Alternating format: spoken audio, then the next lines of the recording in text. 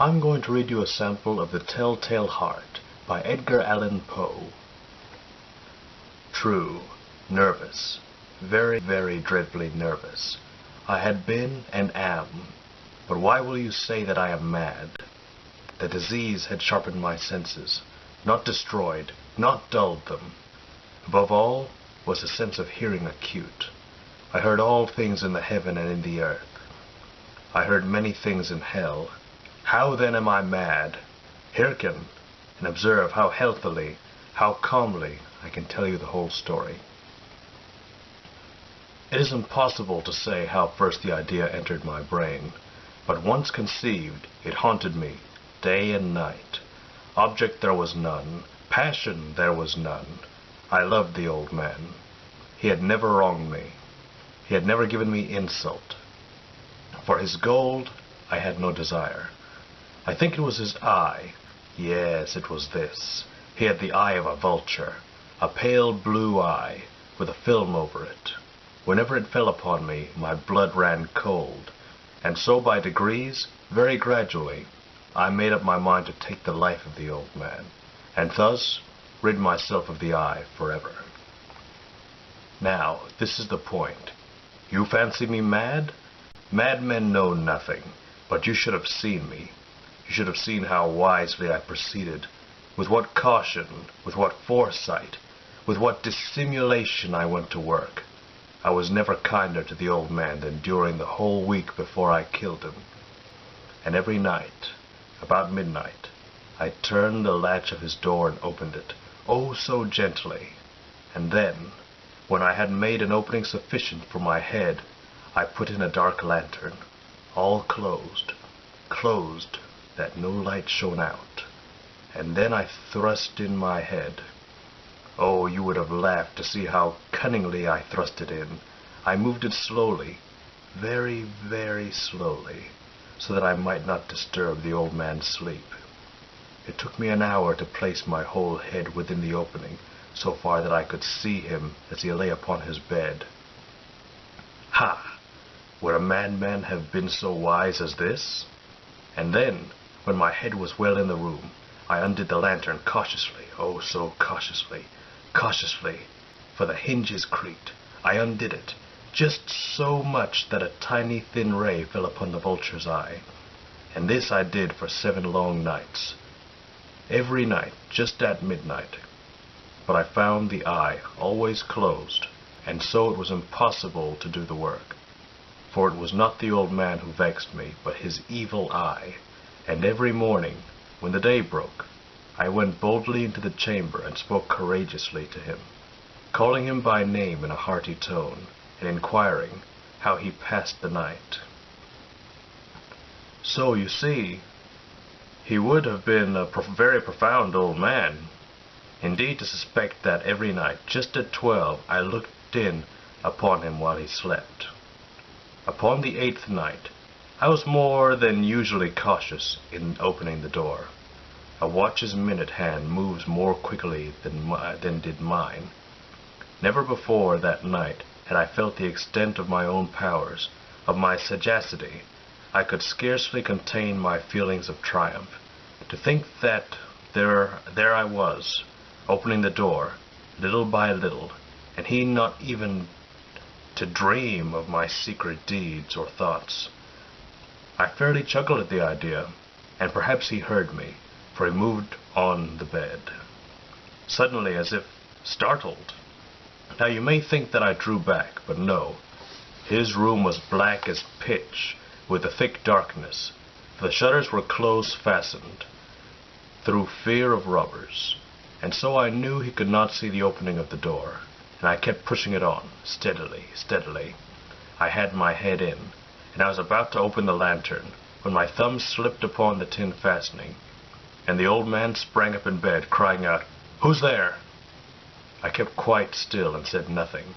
For a whole hour I did not move a muscle, and in the meantime I did not hear him lie down. He was still sitting up in the bed, listening, just as I have done, night after night, hearkening to the death watches in the wall. Presently I heard a slight groan, and I knew it was a groan of mortal terror. It was not a groan of pain or of grief. Oh no, it was the low stifled sounds that arises at the bottom of the soul when overcharged with awe. I knew the sound well. Many a night, just at midnight, when all the world slept, it was welled up in my own bosom, deepening with its dreadful echo the terrors that distracted me. I say I knew it well. I knew what the old man felt, and pitied him, although I chuckled at heart. I knew that he had been lying awake ever since the first slight of noise, when he had turned in the bed. His fears had been ever since growing upon him. He had been trying to fancy them causeless, but could not. He had been saying to himself, "It is nothing but the wind in the chimney. It's only a mouse crossing the floor, or it's merely a cricket which has made a single chirp." Yes, he had been trying to comfort himself with these suppositions, but he had found all in vain, because death in approaching him had stalked with his back shadow before him and enveloped the victim, and it was the mournful influence of the unperceived shadow that caused him to feel, although he neither saw nor heard, to feel the presence of my head within the room. When I had waited a long time, very patiently, without hearing him lie down, I resolved to open a very, very little crevice in the lantern. So I opened it. You cannot imagine how stealthily, until at length a simple dim ray, like the thread of the spider, shot out of the crevice, and fell upon the vulture eye. It was open, wide, wide open, and I grew furious as I gazed upon it. I saw it with perfect distinctness, all a dull blue, with a hideous veil over it that chilled the very marrow in my bones. But I could see nothing else of the old man's face or person, for I directed the ray, as if by instinct, precisely upon the damned spot. And have I not told you that what you mistake for madness is but over-acuteness of the sense? Now I say, there came to my ears a low, dull, quick sound, such as a watch makes when enveloped in cotton. I knew that sound well, too. It was the beating of the old man's heart. It increased my fury, as the beating of a drum stimulates the soldier into courage. But even yet I refrained and kept still. I scarcely breathed. I held the lantern motionless. I tried how steadily I could maintain the ray upon the eye. Meantime, the hellish tattoo of the heart increased. It grew quicker, and quicker, and louder every instant. The old man's terror must have been quite extreme. It grew louder. I say, louder every moment. Do you mark me well? I have told you that I am nervous. So I am. And now at the dead hour of night, amid the dreadful silence of that old house, so strange a noise as this excited me to uncontrollable terror. Yet for some minutes longer I refrained and stood still, but the beating grew louder. I thought the heart must burst, and now a new anxiety seized me. The sound would be heard by a neighbor. The old man's hour had come. With a loud yell, I threw open the lantern and leaped into the room. He shrieked once, only once. In an instant I dragged him to the floor and pulled the heavy bed over him. Then I smiled gaily to find this deed so far done. But for many minutes the heart beat on with a muffled sound. This, however, did not vex me. It would not be heard through the wall. At length it ceased. The old man was dead. I removed the bed and examined the corpse. Yes, he was stone dead. I placed my hand upon the heart and held it there many minutes. There was no pulsation. He was stone dead. His Eve would trouble me no more. If still you think me mad, you will think so no longer when I describe the wise precautions I took for the concealment of the body. The night waned, and I worked hastily, but in silence. First of all, I dismembered the corpse. I cut off the head and the arms and the legs. I then took up 3 planks from the flooring of the chamber and deposited all between the scantlings. I then replaced the boards so cleverly, so cunningly, that no human eye, not even his, could have detected anything wrong. There was nothing to wash out, no stain of any kind, no blood spot whatever. I'd been too wary for that. A tub had caught all. When I made an end of these labors, it was 4 o'clock, still dark as midnight. As the bell sounded the hour, there came a knocking at the street door. I went down to open it with a light heart, for what had I now to fear? There entered 3 men, who introduced themselves with perfect suavity as officers of the police. A shriek had been heard by a neighbor during the night. Suspicion of foul play had been aroused. Information had been lodged at the police office. I smiled, for what had I to fear? I bade the gentleman welcome. The shriek, I said, was my own in a dream. The old man, I mentioned, was absent in the country. I took my visitors all over the house. I bade them search well. I led them at length to his chamber. I showed them his treasures, secure, undisturbed.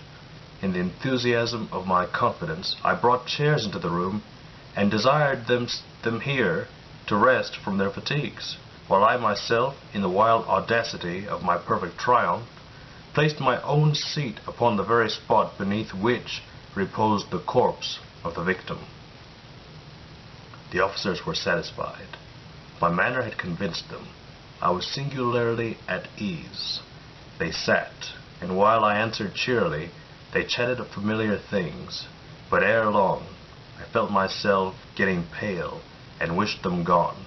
My head ached. I fancied a ringing in my ears, but still they sat and still chatted. The ringing became more distinct. It continued and became more distinct. I talked more freely to get rid of the feeling, but it continued and gained definiteness, until at length I found that the noise was not within my ears. No doubt I now grew very pale, for I talked more fluently, with a heightened voice. Yet the sound increased, and what could I do? It was a low, dull, quick sound, much such a sound as a watch makes when enveloped in cotton. I gasped for breath, and yet the officers heard it not. I talked more quickly, more vehemently, but the noise steadily increased. I rose and argued about trifles in a high key, with violent gesticulations, but the noise steadily increased. Why would they not be gone? I paced the floor, to and fro, with heavy strides, as if excited but to fury by the observations of the men. But the noise steadily increased. Oh God, what could I do? I foamed, I raved, I swore. I swung the chair upon which I had been sitting and grated it upon the boards, but the noise arose over all and continually increased. It grew louder, louder, louder, and still the men chatted pleasantly and smiled. Was it possible they heard not? Almighty God, no! No, they heard. They suspected. They knew. They were making a mockery of my horror. This I thought, and this I think, but anything was better than this agony. Anything was more tolerable than this derision. I could bear those hypocritical smiles no longer. I felt that I must scream or die. And now, again, hark! Louder, louder, louder, louder! Villains, I shrieked, dissemble no more. I admit the deed. Tear up the planks. Here, here! It's the beating of his hideous heart.